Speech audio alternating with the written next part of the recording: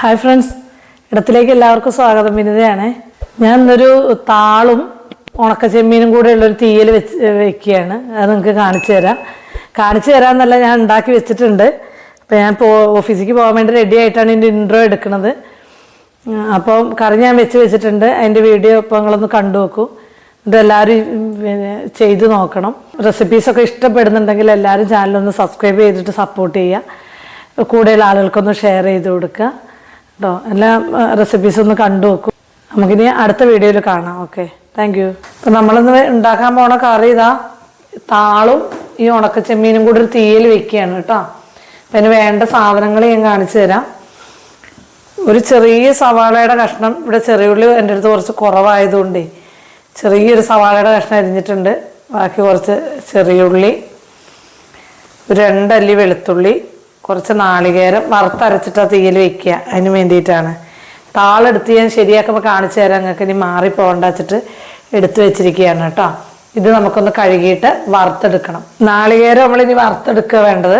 ഞാൻ കുറച്ച് കറിയാണ് വെക്കുന്നത്, അതുകൊണ്ടാണ് ഇതിങ്ങനെ കുറേശ്ശെ കാണിച്ചു തരുന്നത് കേട്ടോ. ഇതൊരു അരമുറി നാളികേരം ഉണ്ട് കേട്ടോ. ഇതിലേക്ക് ഇടേണ്ട സാധനങ്ങൾ ഞാനിത് വറുക്കുമ്പോൾ ഇടുമ്പോൾ കാണിച്ചു തരാം.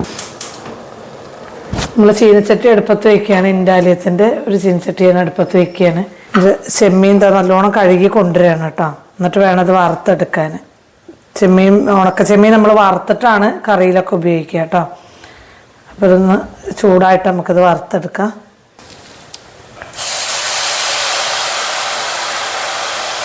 അത് കഴുകി എടുത്തത് കൊണ്ടാണ് കേട്ടോ അങ്ങനൊരു സൗണ്ട്. അത് ഇനി വെള്ളം വറ്റിയതങ്ങനെ നമ്മൾ ഡ്രൈ ആക്കി എടുക്കണം. വെള്ളം ഊറി വരുന്ന ഒന്ന് ഡ്രൈ ആവട്ടെ.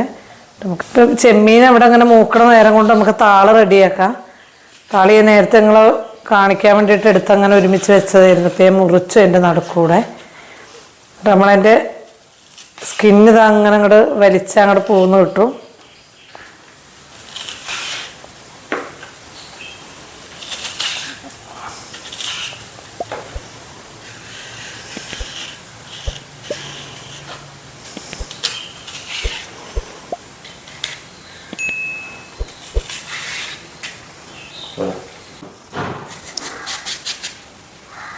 നമ്മളതിങ്ങനെ കീറിയിട്ടാണ് മുറിക്കുക ചെയ്യുക കേട്ടോ.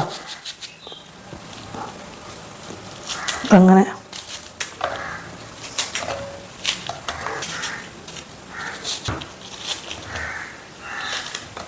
ചെമ്മീൻ അങ്ങോട്ട് മൂത്തിട്ടുണ്ട് കണ്ടോ. അതങ്ങനെ നല്ല വറുത്തിരിക്കുകയാണ്. അപ്പോൾ അത് നമ്മളിനി തീ ഓഫ് ചെയ്തിട്ട് അങ്ങോട്ട് കോരി വയ്ക്കുകയാണ് കേട്ടോ. ചെമ്മീൻ വറുത്തിട്ടുള്ള ചീനച്ചട്ടി ഞാനൊന്ന് കഴുകിയെടുത്തതാണ്. അതിലേക്ക് നമുക്ക് വറുക്കാനുള്ള നാളികേരം ഇട്ട് കൊടുക്കാം. ഇടത്തരം 2 ചെറിയുള്ളി,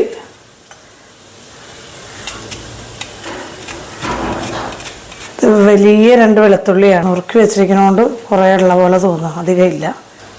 ഒരു തണ്ട് കറിവേപ്പില ഈ വറുക്കുന്ന നാളികേരത്തിലേക്ക് നമ്മൾ ഇട്ടിട്ട് വേണം. ഇതാ ഒരു 4 മണി ഉലുവ കേട്ടോ. ഇതങ്ങനെ നാളികേരം മൂത്ത് തുടങ്ങിയിട്ടുണ്ട്. കുറച്ചുകൂടെ നമുക്കൊരു നിറം മാറി വരണം. ഇതിലേക്ക് നമുക്ക് മല്ലിപ്പൊടിയും മുളക് പൊടിയൊക്കെ ചേർക്കണം. ഞാനി അത് ഇടുമ്പോൾ കാണിക്കാതെ നേരത്തെ നമുക്ക് ഇടേണ്ടതില്ല, അപ്പോൾ കരിഞ്ഞു പോവും. ലാസ്റ്റ് ടൈമിൽ ഇട്ടാൽ മതി. അതായത് ഇൻഡാലിയത്തിൻ്റെ ചീനച്ചട്ടി ആയതുകൊണ്ട് ഞാൻ പൊടി ഇടാവുന്നതിന് മുമ്പായിട്ട് ഞാൻ അടുപ്പ് ഓഫ് ചെയ്യാനാണ് പോണത് കേട്ടോ. അതായത് നല്ല ചൂടാണ് ഈ ചട്ടിക്ക്. അപ്പോൾ നമ്മൾ പൊടി തീ വെച്ചിട്ട് ഇട്ടാലത് കരിഞ്ഞു പോകും. ഒരു 1/4 ടീസ്പൂൺ മഞ്ഞൾപ്പൊടി, ഒരു 1/4 ടീസ്പൂൺ തന്നെ മല്ലിപ്പൊടി. ഇനി നമ്മളത് അല്ലാതെ വഴറ്റുമ്പോൾ അതിലും ചേർക്കുന്നത് കൊണ്ടാണ് കൂടുതലായിട്ട് ചേർക്കാത്തത്. അത്രയും തന്നെ ഒരു മുളക് പൊടി അതിലൊരു പൊടിക്ക് മുന്നോട്ടുണ്ട്.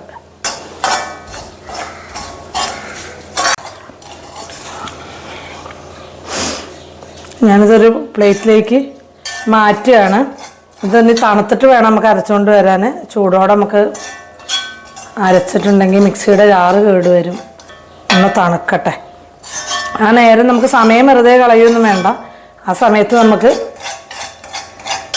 താളും ഇതൊക്കെ ഇതിൽ വഴറ്റിയിട്ട് പുളിയൊക്കെ പിഴിഞ്ഞൊഴിച്ച് നമുക്ക് വേവിക്കാൻ വേണ്ടി വയ്ക്കാം. ആ ചീനച്ചട്ടി തന്നെയാണ്, ഞാൻ ചീനച്ചട്ടി മാറ്റിയിട്ടില്ല. അതിലേക്ക് നമ്മൾ വെളിച്ചെണ്ണ ഒഴിച്ചു കൊടുക്കുകയാണ്. കുറച്ച് കടുക് പൊട്ടിക്കഴിയുമ്പോൾ നമ്മളത് അരിഞ്ഞു വെച്ച സവാളയാണ് ഇട്ട് കൊടുക്കുന്നത്. ചെറുള്ളിയൊക്കെ എന്താ വലുതായിട്ട് തന്നെ മുറിച്ചത്, നല്ലോണം ചെറുതാക്കുന്നില്ല. പച്ചമുളക്,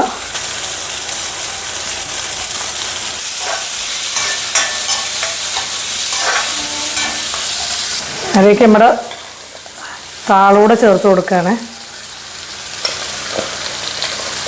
താള പെട്ടെന്നാണ്ട് വാടിപ്പോണ സാധനം, കാണാണ്ടാവില്ല.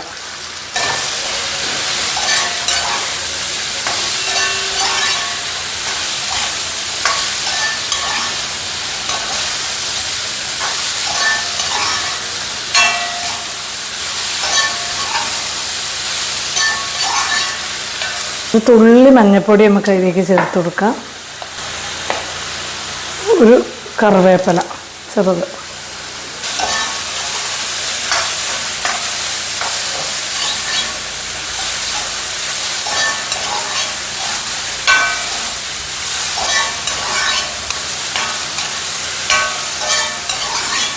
നേരത്തെ അതിൽ ചേർത്ത് കൂട്ട് ഒരു 1/4 ടീസ്പൂൺ മല്ലിപ്പൊടി, അതുപോലെ തന്നെ മുളക് പൊടി ഒരു 1/4 ടീസ്പൂൺ.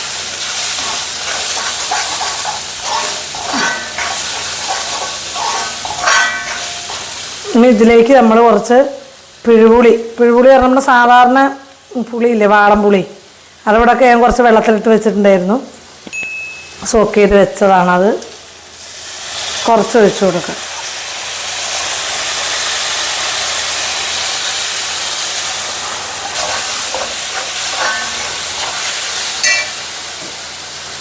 അതിലേക്ക് നമ്മൾ വറുത്തിട്ട് ഞാൻ എൻ്റെ നാരും ഇതൊക്കെ കളഞ്ഞു വെച്ചിരിക്കുന്ന ചെമ്മീനാണ്, അത് അതിലേക്ക് ഇടുകയാണ് കേട്ടോ.